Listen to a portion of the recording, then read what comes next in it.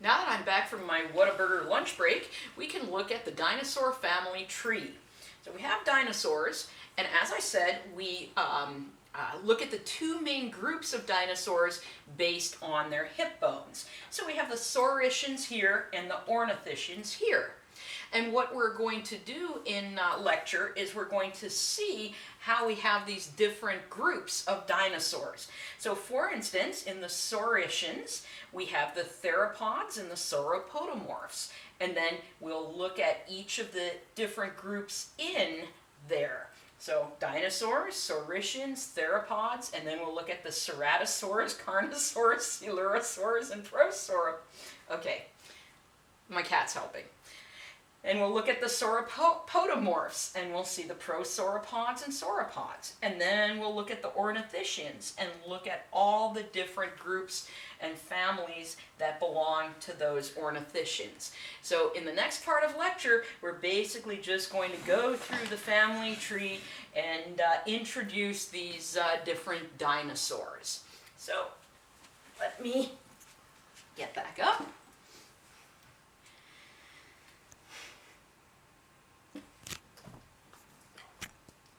Okay, so in our Saurischian dinosaurs, right, I said we're going to start with the Saurischians.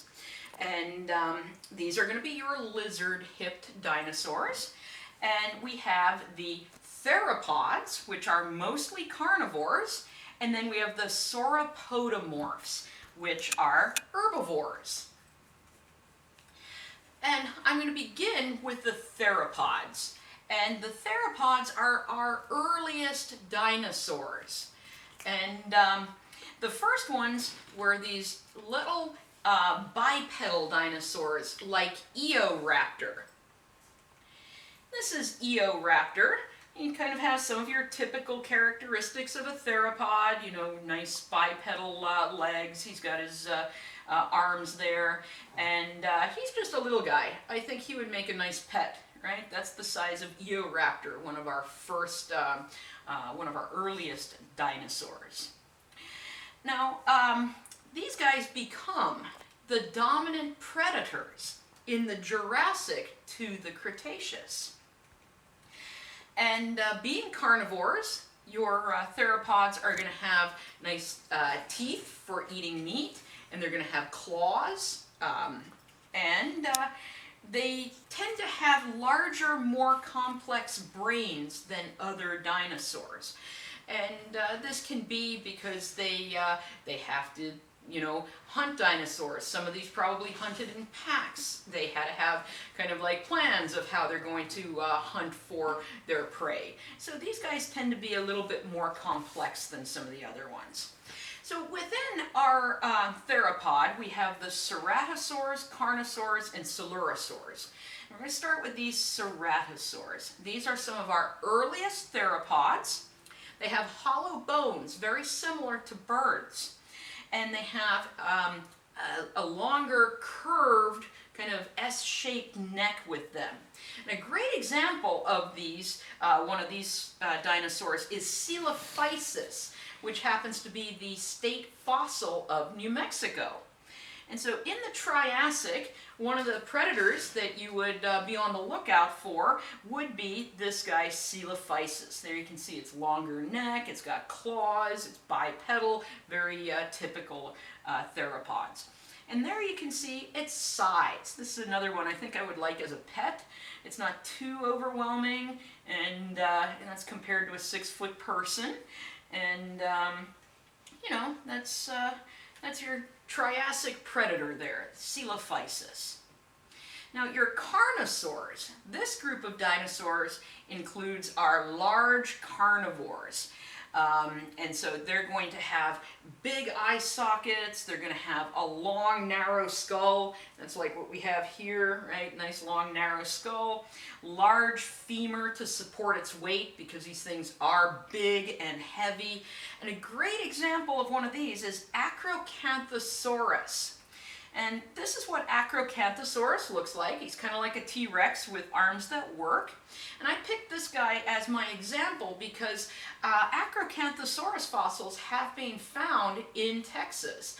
In fact, they've been found in Texas and Oklahoma and Colorado and New Mexico. So this was a dinosaur that would have lived in this part of the world. Well, not exactly right here because this would have been underwater, but you know, this would have lived in Texas. And unfortunately, I wish I could have taken you on the hill country field trip because we would have seen some fossils, some trackways of Acrocanthosaurus. And this is about how big an Acrocanthosaurus would be compared to a person who's 6 feet tall. So this is definitely one of those scary dinosaur predators. But this now brings me to the next group of the theropods, and this is the Saurosaurs. And this is a hotly debated group, and it's a very popular group for people. Paul? Can I have?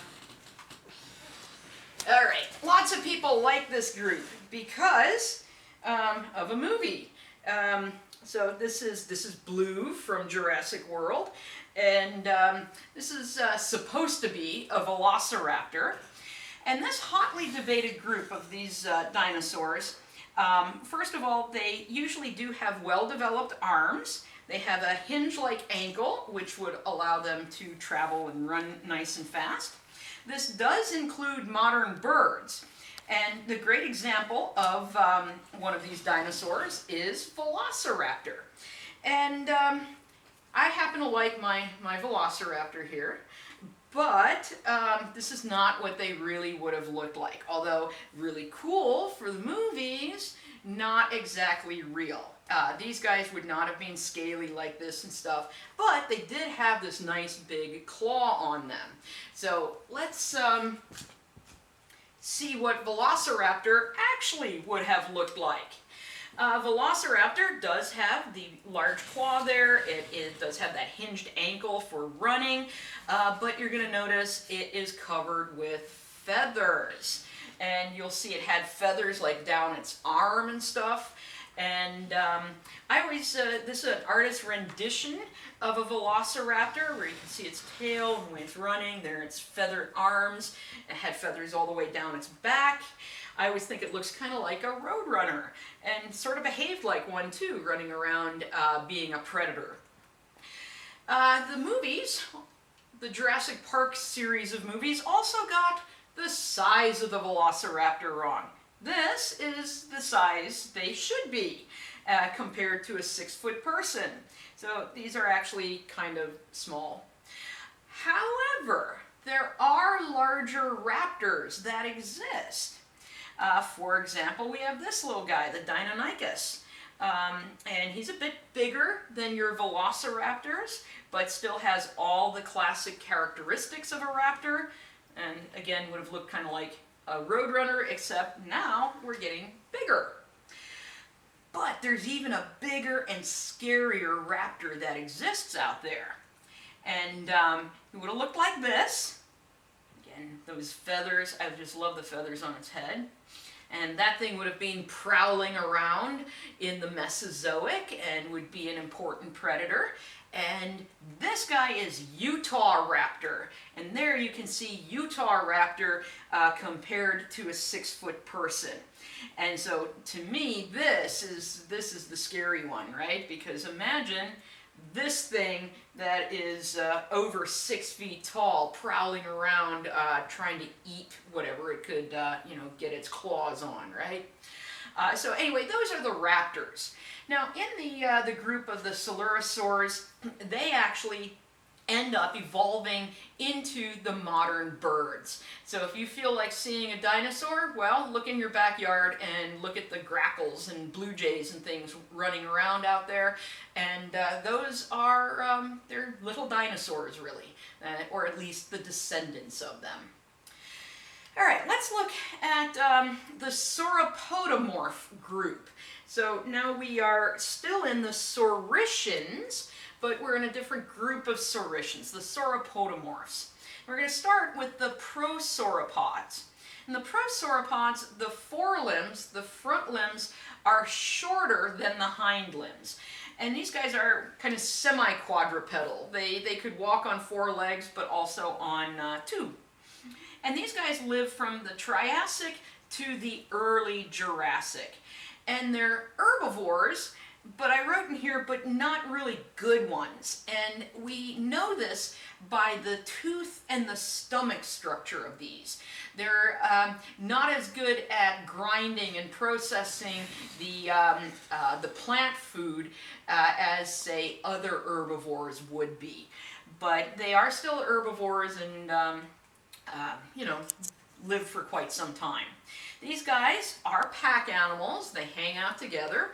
And a good example of one is Plateosaurus. And here's an artist's rendition of that. You can see the forelimbs that are shorter than the hind limbs. You can see that they're comfortable walking on 4 legs, but also on 2 legs. And that would be our typical Plateosaurus there. This gives you an idea of how big they could be compared again to our 6-foot person. So these aren't the most giant of dinosaurs out there, but they're also not the smallest things out there either. All right, the other group of sauropodomorphs are the sauropods.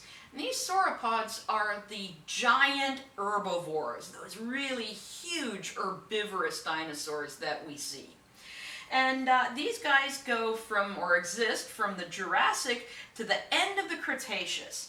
And they are the dominant herbivores of the Jurassic. So if we had our time machine and could travel back to the Jurassic, we would see a lot of these guys because they are a main herbivore of the time.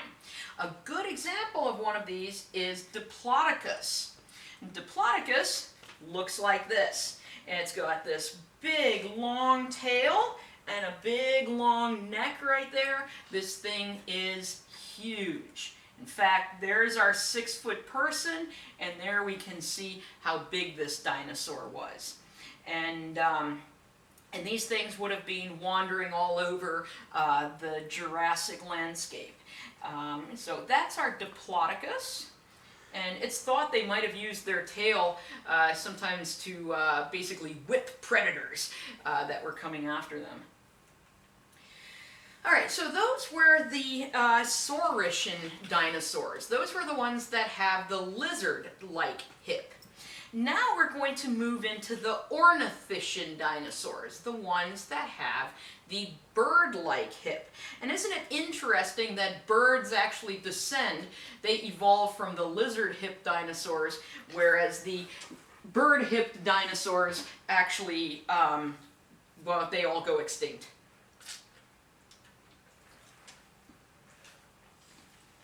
All right, so ornithischians show up in the late Triassic and they exist to the Cretaceous. These are all herbivores. We have no carnivores in this group. And we do have both bipedal and quadrupedal dinosaurs. The quadrupeds, though, have shorter forelimbs, indicating they probably had a bipedal ancestor and for whatever reason ended up kind of going back to walking on 4 limbs because for whatever evolutionary reason that happened to be advantageous for them. Now there are 3 main groups of these ornithischians. We have the Ornithopoda, the THYREOPHORA, and the Marginocephalia. Now let's look at those. So Ornithopoda, Jurassic and Cretaceous, and these guys in the Cretaceous become the dominant herbivore.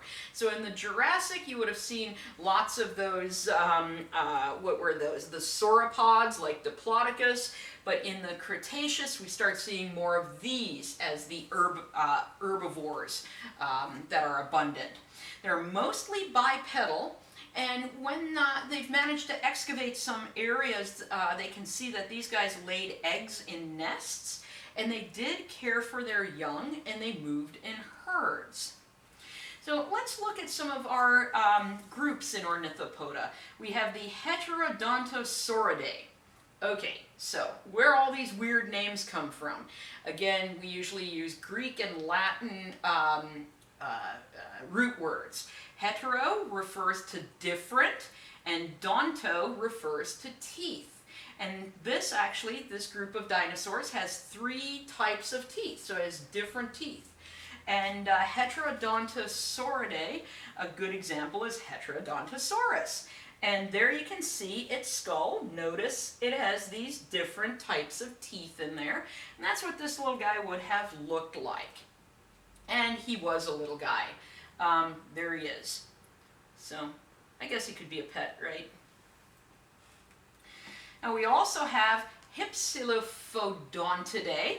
These guys are bipedal. They lack premaxillary teeth. So premaxillary, the maxilla refers to some of the bones in the skull, and so premaxillary are in front of that, and so they're lacking teeth there.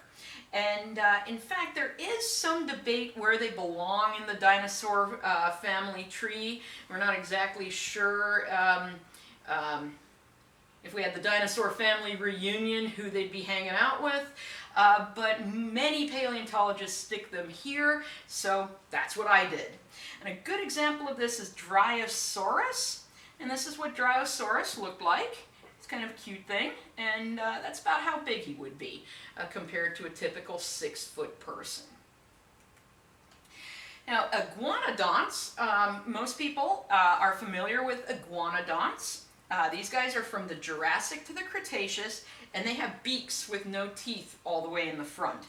And they have a spike as a thumb, and they have kind of like hardened hoof-like things on their fingers that indicates, we say they are facultative quadruped. It indicates that they frequently walked on all 4s, even though they also often walked on 2 legs.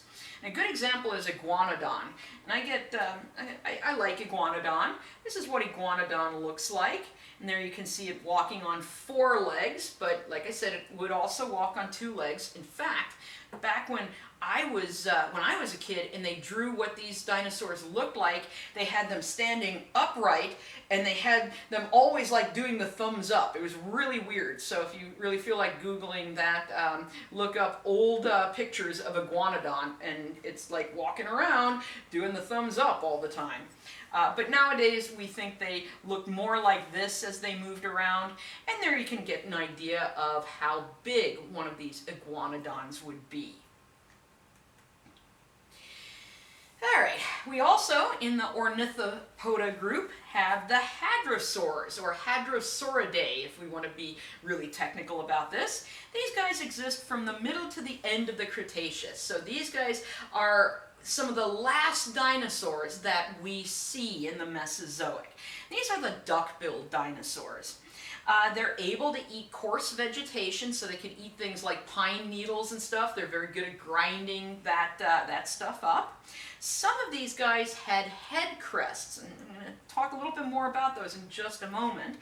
But a nice example of one of these is Parasaurolophus, and he looked like this. Now, of course, the colors maybe, maybe not, but there's what I mean by the head crest.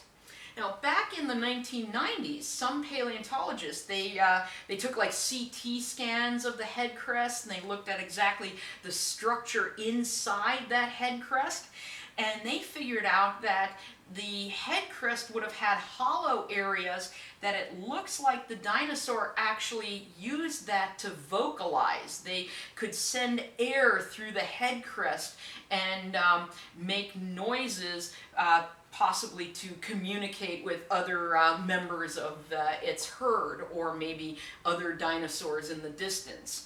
But that's a kind of neat thing that people discovered back in the 1990s. And there you can get an idea of what size a dinosaur like that would be. Alright, so that was one part of our Ornithopoda, our Ornithischians. And stop or go? Okay, so we're going to take a quick look at the THYREOPHORA. The THYREOPHORA, all of these dinosaurs are armored in some way. And the armor is in the skin, it's not attached to the skeleton. So it's not something that's actually skeletal or attached to bones, it's attached to the skin. And these guys have a beak at the front of their jaws. And a classic one of these is going to be Stegosaurus. And Stegosaurus exists from the Middle Jurassic to the early Cretaceous. And this was a major herbivore during that time period, so you would have seen a lot of these. And it has a plates on its back, and it has tail spikes. So there's that beak that I was talking about, there's the plates on its back, there's its tail spikes. And we know these tail spikes were used defensively. And the way we know this is one of my friends, Bob Backer. He found a fossil that actually had, it was a fossil of a predatory dinosaur that had a hole in one of the bones, and around that bone was infection, and that hole perfectly fit one of these stegosaur tail spikes. So what probably happened, that predator came after a stegosaur. The stegosaur nailed it really hard with its tail spike, and that tail spike actually damaged the bone, caused an infection in the bone, which ultimately ended up killing that predator. So we do know they used those as a defense. So there's a size of a very large stegosaur compared to our 6-foot person. Not all of them grew this big. That's just a very large one.